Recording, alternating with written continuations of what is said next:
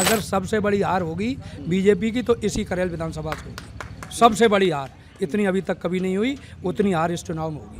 ये नेताजी का क्षेत्र है, यहाँ घोसी और कमरिया हुए तो आई नहीं है, केवल यादव। हम लोग उनके कार्यकर्ता हैं, उन्होंने यहाँ विकास कार्य कराए हैं, उनका ये काम है। बीजेपी का कोई काम नहीं है। जो भी कार्य कराए हैं वो सिर्फ समाजवादी के द्वारा हुए हैं। आपको भी लगता है कि शाक्य जो है क्या वाकई बीजेपी का वोटर है? इस वक्त हम लोग करहल विधानसभा में हैं और अभी 3-4 घंटे पहले अखिलेश यादव ने यहाँ से लगभग 2 किलोमीटर की दूरी है, वहाँ पर उन्होंने एक जनसभा को संबोधित किया है। इससे पहले शायद वो नामांकन में आए थे जब तेज प्रताप यादव ने समाजवादी पार्टी के उम्मीदवार के तौर पर नामांकन किया था। बहुत सारे लोग हैं यहाँ पर, समाजवादी पार्टी के कार्यकर्ता हैं और इस बार मुकाबला जो है उनके ही एक परिवार के हैं, अनुजीत प्रताप यादव। धर्मेंद्र यादव की जो सिस्टर हैं उनके वो पति हैं, तो मुकाबला जो है भतीजे और फूफा के बीच में है। और अभी हम लोग एक बात और जब कवर कर रहे थे तो बहुत सारे लोग कह रहे थे यहाँ पर यादव भी डिवाइड हो रहा है कमरिया और घोसी के बीच में, उस पर भी बात करेंगे। साथ में बात करेंगे कैसे भारतीय जनता पार्टी ने इस सीट पर इससे पहले भी बहुत सारे ऐसे दांव खेले हैं, लेकिन उनको कामयाबी हासिल नहीं हुई है। इस बार उनके परिवार के एक सदस्य को उम्मीदवार बनाया है। क्या कामयाब होंगे वो? क्या बीजेपी कामयाब होगी, या इस बार जो उनको मत मिलने हैं पिछले बार से, क्या इस बार ज़्यादा उनको मत मिलने वाला है? इन्हीं सब मसलों पर बात करेंगे। हमारे साथ समाजवादी पार्टी के नेता हैं। शुभ नाम क्या है आपका? विदेश यादव।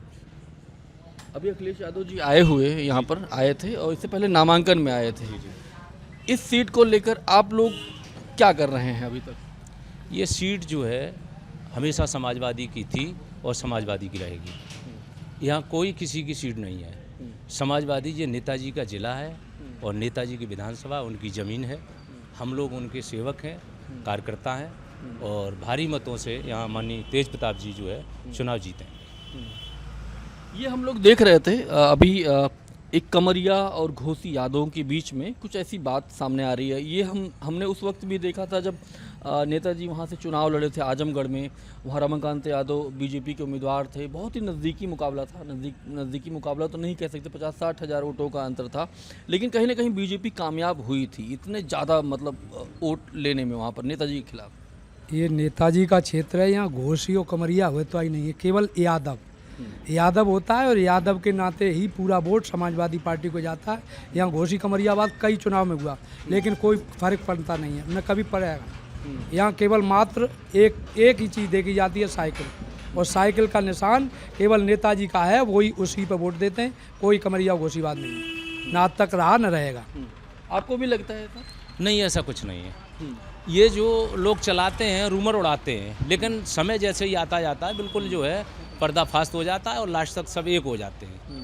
कोई कुछ नहीं बचता है यहाँ सिर्फ समाजवादी के लोग हैं, यादव हैं और नेताजी के साथ हैं, माननीय तेज प्रताप जी के साथ हैं और यहाँ उनकी ज़मीन है। हम लोग उनके कार्यकर्ता हैं, उन्होंने यहाँ विकास कार्य कराए हैं, उनका ये काम है। बीजेपी का कोई काम नहीं है। जो भी कार्य कराए हैं वो सिर्फ समाजवादी के द्वारा हुए हैं। बीजेपी हर बार जो है करहल में एक बड़ा दांव खेलती है। इस बार उनके परिवार के एक सदस्य को उन्होंने उम्मीदवार बनाया है। आपको लगता है कि हो सकता है कि आप लोग देख रहे हो कि कैसे यादव पोल कर रहा है, कैसे शाक्य कैसे पोल कर रहा है, लेकिन कहीं ना कहीं पिछले बार से जितने वोटों से वो जीते थे, इस बार से मुझे लग रहा है थोड़ा मुश्किल हो सकता है आप लोगों को। मुश्किल नहीं हो सकता है, जो जीते हैं उससे ज़्यादा अगर सबसे बड़ी हार होगी बीजेपी की तो इसी करेल विधानसभा से होगी। सबसे बड़ी हार इतनी अभी तक कभी नहीं हुई, उतनी हार इस चुनाव में होगी। ऐसा क्यों?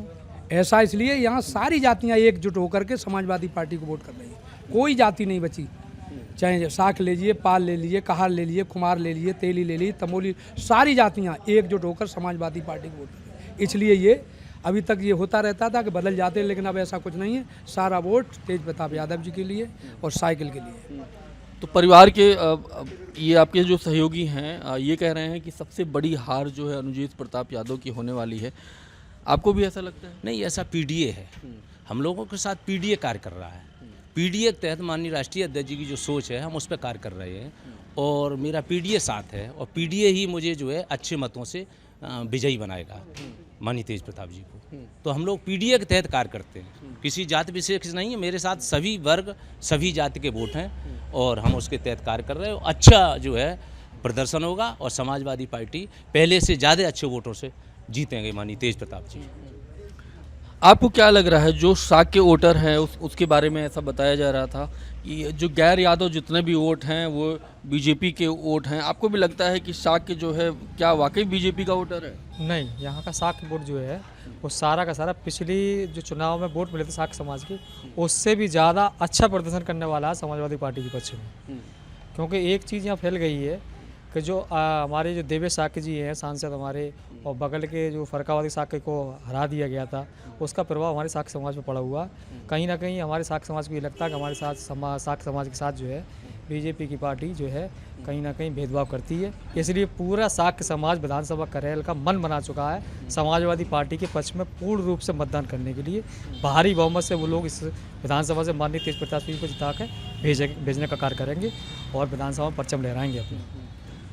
इस बार एक बात और सामने आ रही थी कि जो प्रशासन की तरफ से इस तरह का डर भी फैलाया जा रहा है। तमाम उम्मीदवारों ने इस बात की शिकायत की है कि उनको प्रचार प्रसार नहीं करने दिया जा रहा है। क्या आप लोगों को यहाँ पे भी लग रहा है कि जैसे आप लोग प्रचार प्रसार कर रहे हैं तेज प्रताप यादव का, क्या रोका जा रहा है, ऐसा लग रहा है आपको? देखिए, हम लोग समाजवादी पार्टी के लोग हैं और माननीय नेताजी ने हम लोगों को सिखाया है कि कितना भी हम लोगों को परेशान किया जाता रहा है शुरू से भी और बाद में भी किया जाता है, लेकिन हम लोग डरने वाले नहीं हैं, ना परेशान होने वाले हैं। हम लोग निर्भीक होकर हर तरीके से समाजवादी पार्टी के पक्ष में पूरा मतदान कराएंगे और करेंगे।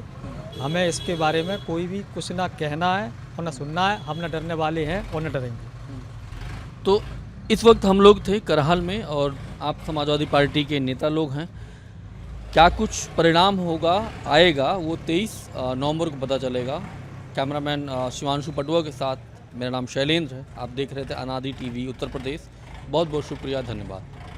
अगर आप इस वीडियो को YouTube पर देख रहे हैं तो चैनल को सब्सक्राइब करें और बेल आइकन दबाना ना भूलें। अगर Facebook पर देख रहे हैं तो चैनल को लाइक करें।